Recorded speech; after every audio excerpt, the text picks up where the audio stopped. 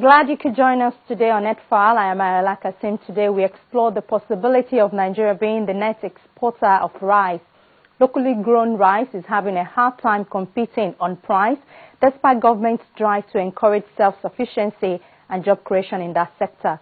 The agri-transformation agenda, according to government officials, is an all-encompassing program which includes provision of roads, other infrastructural support and market facilitation. But the reality is this plan is yet to yield desired results.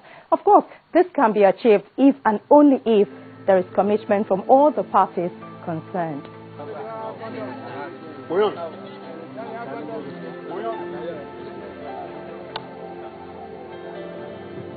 While the federal government says it has unleashed an agricultural transformation by looking at agriculture as a business and not a development program, with growth driven by private sector-led investments, the industry players believe they still need more protection for the sector to witness desired growth.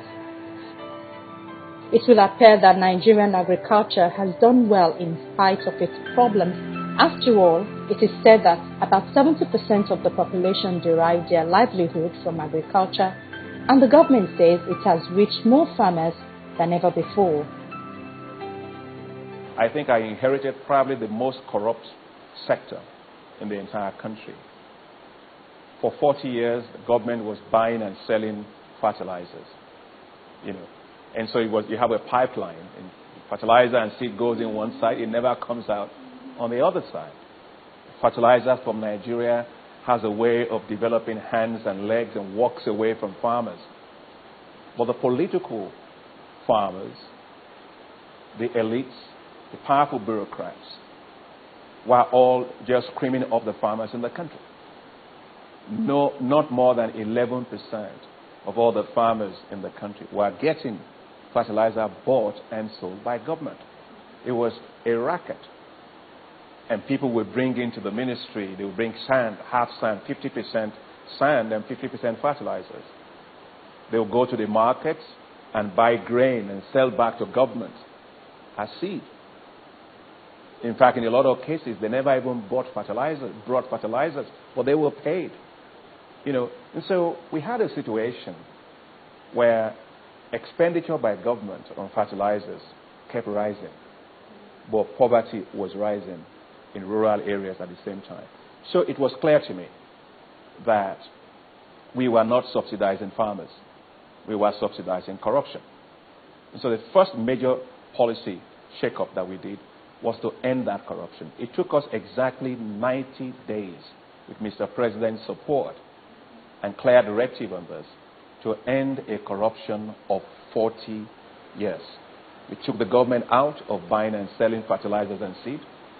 You go to rural areas of Nigeria, you find Fanta, Pepsi, Cola, and all that there. But the government didn't buy it.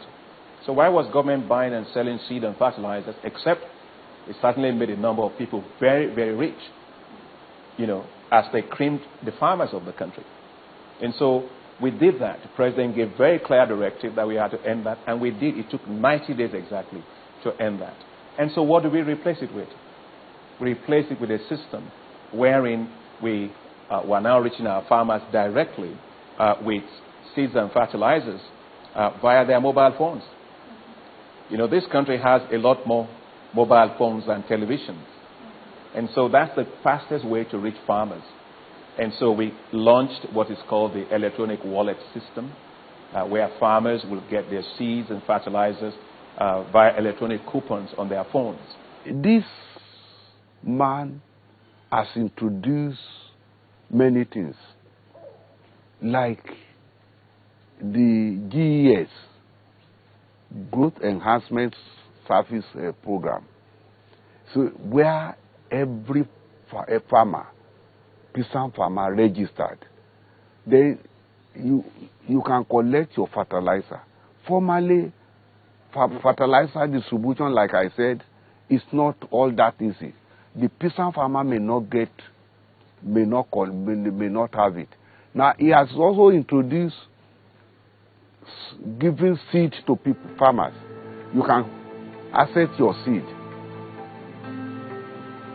But for those who have the responsibility of studying and operating the system, The danger signals should be clear. The productivity of agriculture has not grown but has declined consistently, and consequently Nigeria has been unable to feed its population. The citizens depend on imported goods to meet their consumption needs, so imported food, especially rice, started flooding the market. The volume of imported rice grew in a market estimated to be worth 1 trillion naira. You see that the husk, the two of them looks alike. Yeah. Unfortunately for local rice producers, imported rice are cheaper and the demand for their produce steadily decline despite its nutritional advantage. The local rice, the thin layer, when you have removed the husk, is the beneficial part of the rice. It is still there when it is local. The local rice in most cases is not bleached or polished. So when you eat it, it has nutrient value than any other imported rice. These are the difference. And the taste, even in the taste, you see the difference. If something has stayed for a longer period, it has lost its own taste. But the local rice will not do. The taste is still there. It is better than the imported rice that comes from many of these countries, especially Thailand and India. You know, a lot of rice that pounds our market is 15-year-old rice that are just found in this particular market. And look at it. This is produced by Nigerian farmers. We're creating jobs instead of exporting jobs. You know, we are creating markets for our farmers, creating higher incomes for them, reviving rural areas. That's the only way in which you change rural areas. You know, and I believe that the Nigerian rice you find in the market today, that is what's creating a vibrant rural economy for us. Nigeria is the second largest importer of rice in the world, buying at least 2 million metric tons per year from exporting countries like China and Thailand.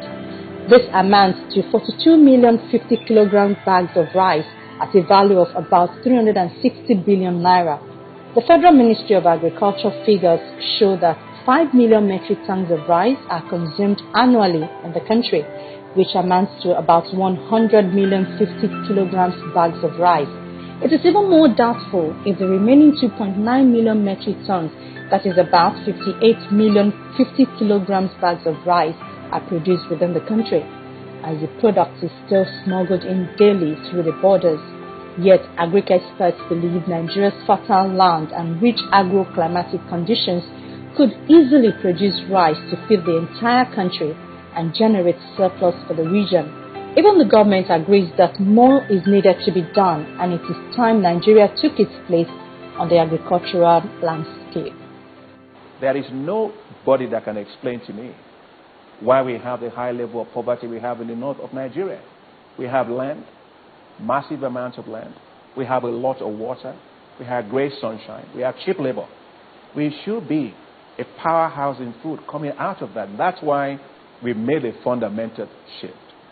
That agriculture is not something that you do as a social cause. It's not education. It's not a social sector. It's a business. And so that's what we are doing. Whether it is rice, whether it is cassava, whether it is sorghum, whether it is cotton or beef, we will revolutionize agriculture in Nigeria, because the future of Nigeria is really not in oil. The future of Nigeria is in agriculture. Government's agricultural transformation agenda aims at developing some key agricultural products along their value chains, with all necessary supports may be yielding some effect, but it has not yet translated to optimal production of rice. Some of our rice we lost from the impact of the flood, but the president provided us 9.3 billion naira and asked us to do a double-up effort, which is we produce rice in the main season, we produce rice in the dry season. And so for the first time, the federal government supported dry season cultivation of rice. For the first time we did as a policy last year. We did it all the way from Sokoto to Kebbi, to Katsina, to Jigawa, to Bauchi, to Kano, to Niger, to Kogi State, all over. We had dry season rice. What happened? Our farmers planted 264,000 hectares of rice in the dry season. Total production, 1.1 million metric tons of paddy, or rice paddy. Now, I need to tell you what that means. That means that we are we produce 1/3 of all the paddy, rice paddy we need to be self-sufficient by 2015 in just one dry season. 1.1 million metric tons. And so you go all over to Sokoto. You go to Kebbi. You go to Kano. You go to Niger. You go to Kogi. You just see vast amounts of land that was planted and harvested in rice. We have created a revolution for rice in this country. Some people thought it was impossible. It is not in the market. Well, we just harvesting the rice. And so they go to mill the rice. And then it enters the market. But there are the importers that were saying that they couldn't find paddy. Listen, I know the run of the game, right? People will say, sorry, we can't find paddy.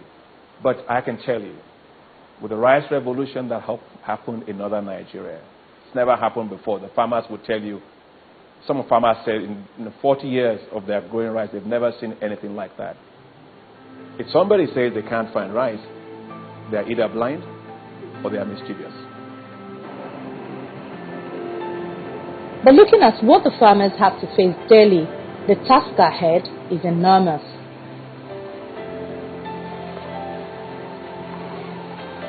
The road to one of the rice fields in Obafemi Owode local government in Ogun State, the popular Ofada rice, is grown here. While moves are being made by the Ministry of Agriculture to increase local rice production, infrastructure, running costs and logistic challenges which are beyond the scope of the Agri Ministry are still hampering efficient production.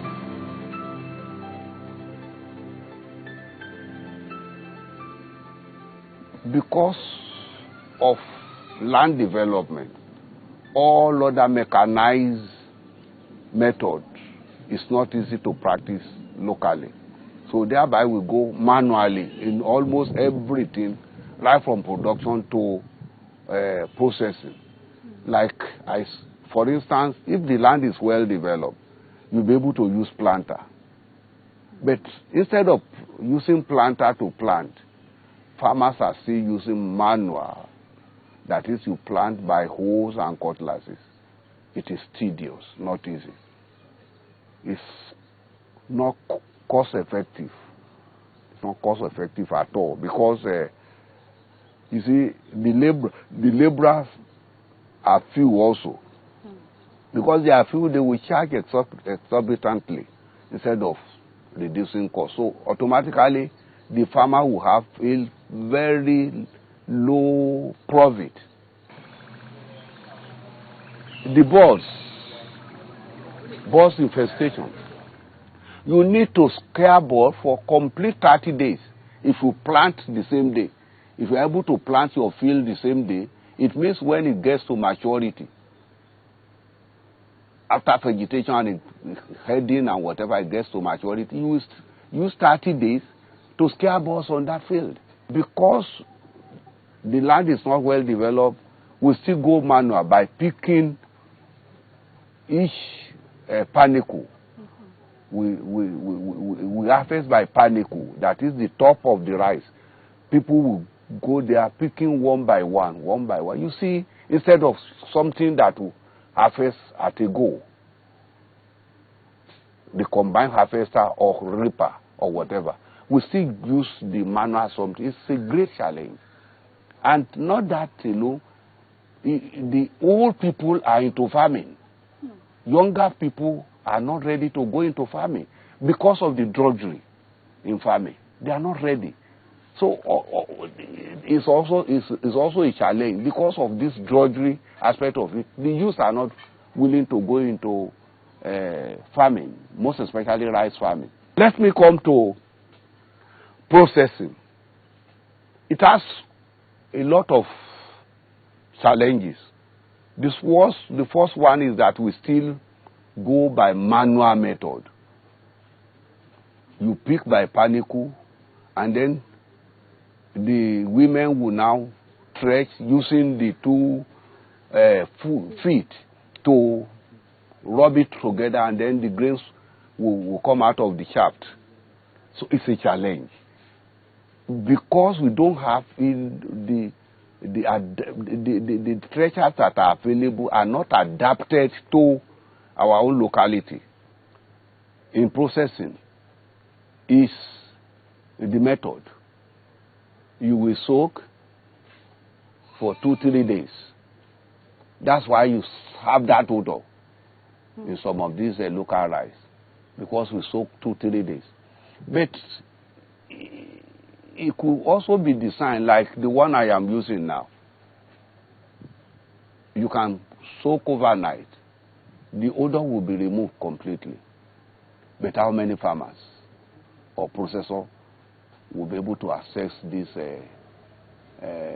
type of thing? That's why we say if it is cluster farming, then you can introduce many mills that will have all these together, and then we'll be able to make. And then another area of major one that the local rice is not attractive to people is the stones in the rice. Stones does not come with rice from heaven. It is introduced to rice during the handling, processing handling. So, like some of these rice when you are harvesting will fall on the ground. Farmers will pick everything, put together. So by doing that, they pick stones and everything, and they put it together. And drying is by sun drying. So if it is on the ground, there is no doubt stones will come into it. So we need a destoner. If the destoner is there, then people will prefer local rice to the imported rice. Imported, when you eat the imported rice, you are eating junks.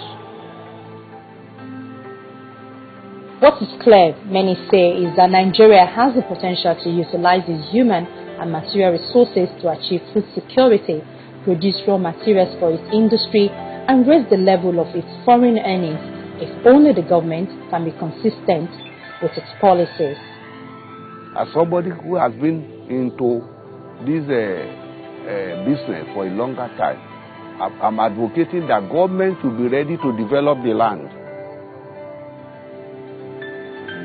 So, to encourage cluster farming, while a larger area, hectarage, many hectarage, like thousands of acreage is cleared by each state or local government and federal government. The three of them coming together to do something on it. Then they distribute into smaller, peasant farmers. They may take rent if they like. They spread it all over. They may not be able to collect the whole money at a go. Because it's not easy for any peasant farmer to clear and develop the land. For instance, if you want to hire a bulldozer, they may say 150,000. 150,000 per, maybe they say per hour or per day. Do you expect a peasant farmer or somebody undergraduate, graduate who has just left the school to go into such thing? Where do you get the finance? You look at rice production. We unleashed a revolution for rice in northern Nigeria. That's never happened before. In one season, we did 1 million metric tons of rice. That tells you that we can do it. We just have to do more. We can replace all the rice that we currently import. And I can't wait for the time that the mills that we are facilitating the acquisition of these mills from China will hit Nigeria. I can't wait for it. Because when that happens, then you will really see the power of change. Because it means that Nigeria will have the full capacity to mill at industrial scale all the rice that we currently import and become a net exporter of high quality rice. The whole of West Africa is for us for the taking.